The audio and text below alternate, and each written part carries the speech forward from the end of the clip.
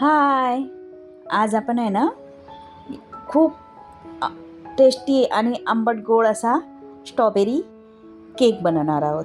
Strawberry रवा cake तुम्ही खाणार ना तर तुम्हाला खूप आवडेल.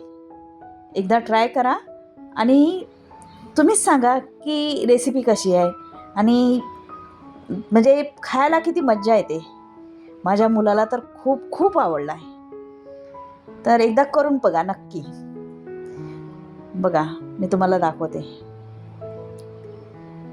खूपच छान झाला आहे. आणि हे जे वरून जे आवरण लावलं ना ते तुम्ही खाणार ना तर ते म्हणजे खूप छान लागते आणि या दिवसाचं थंडीमध्ये खाण्यात मजा येते. चला सारण सांगते काय काय हवं.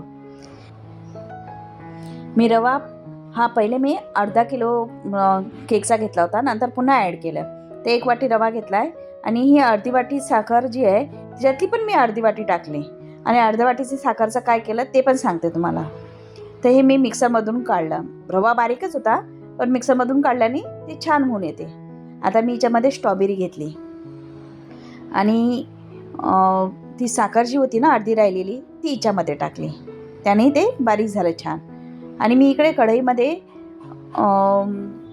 एक पॅन घेतलं. कढई खूप खोल होते, हे पसरून निघते सगळीकडे, छान होऊन येते. त्यामुळे मी असं पसरतं भांडं त्याच्यामध्ये ते स्ट्रॉबेरीचं सारण टाकलं आहे जे आपण मिक्सरमधनं काढलं. साखर आहे त्याच्यामध्ये आणि ते त्याच्यामध्ये गरम केलं आहे. खूप घट्ट होऊन आलं छान. तोपर्यंत आपल्याला करायचं आहे ते. मग आता जे रवा घेतला होता त्याच्यामध्ये मीठ टाकलं आहे मी थोडं. आता आपल्याला ऑइल टाकायचं आहे. सगळं मी हे हाफ हाफ घेतलं आहे. दही पण हाफ. ज्या वाटीने आपण फुल वाटी रवा घेतला ना त्याच वाटीने सगळं अर्धं अर्धं घेतलं आहे आणि हे छान मिक्स केलं आहे. बघा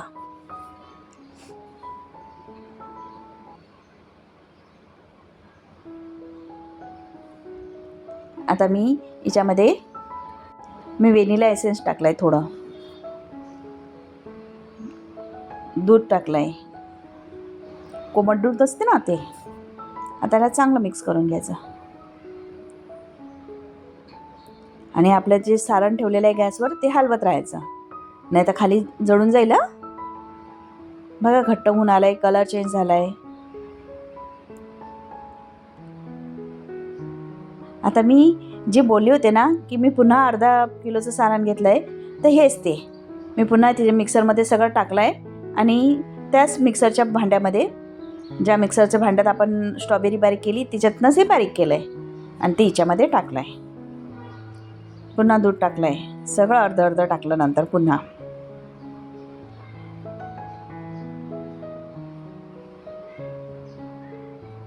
आता छान इतकं मिक्स करायचं आहे आपल्याला की ते एक जीव झाला पाहिजे छान.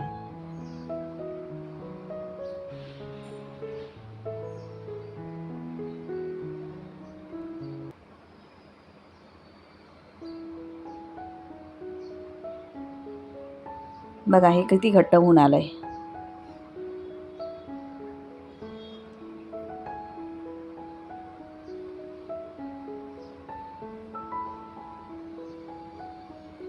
आता याच्यामध्ये मी बेकिंग सोडा, बेकिंग पावडर हे पण टाकलं आहे.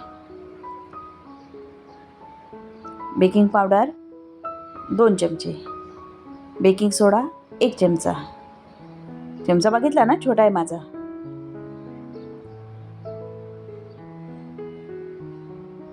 आता इकडे मी पॅनला तूप किंवा तुम्हाला वाटेल तर बटर लावून घ्यायचं आणि वरून मैदा टाकायचा आणि तो मैदा उरलेला काढून घ्यायचा. असं मी पॅन तयार करून ठेवलं आहे.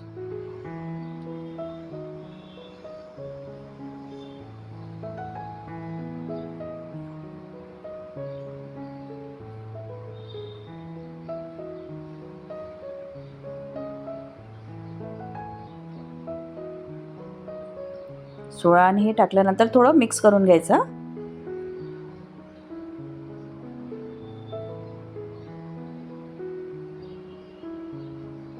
खूप सोपी रेसिपी आहे पण खायला खूपच मस्त लागते आणि खूप आंबट गोड आणि काय लागते ना, तुम्ही एकदा करून बघा, मग सांगा मला.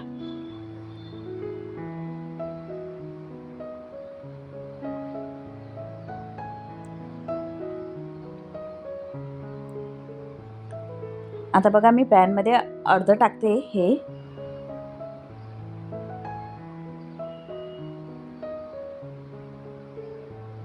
बघा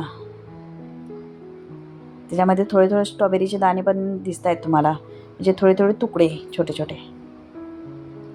आता वरून मी ते सारण पण टाकलं आहे.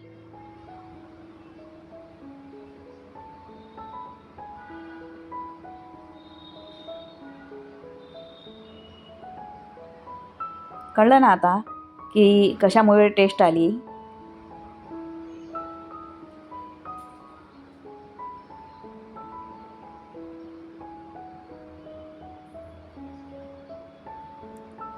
आता पूर्ण उरलेलं सारण टाकून देते.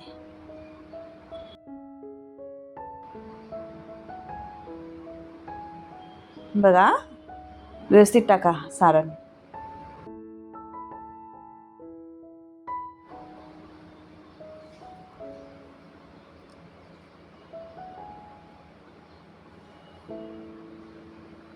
हे अर्ध्या तासासाठी मी बेक करायला ओव्हनमध्ये ठेवलं आहे. बघा झालं आहे. बघा आता आहा हा हा. आता वरून मी हेच सारण लावलं आहे. याला कट करून आतमध्ये भरायचं काम नाही.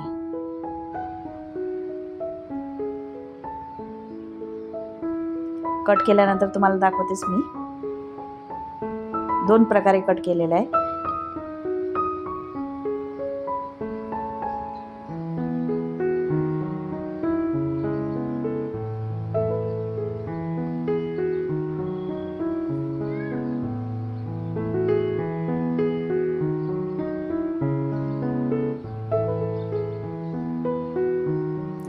याच्यात माझ्या मुलांनी पण मला हेल्प केली स्ट्रॉबेरी ठेवण्यात. त्याच्याकडे ते स्ट्रॉबेरीचे चॉकलेट होते, ते पण ठेवले त्यांनी.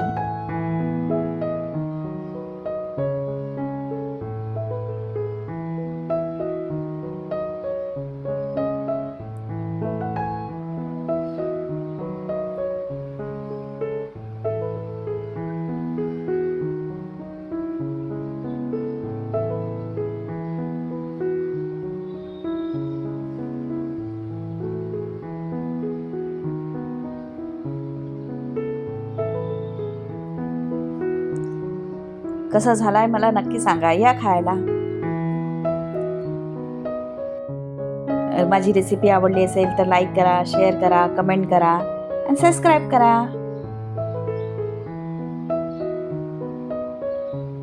बघा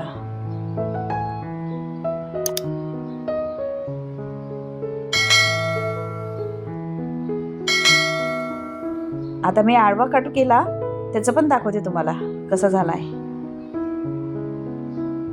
बघा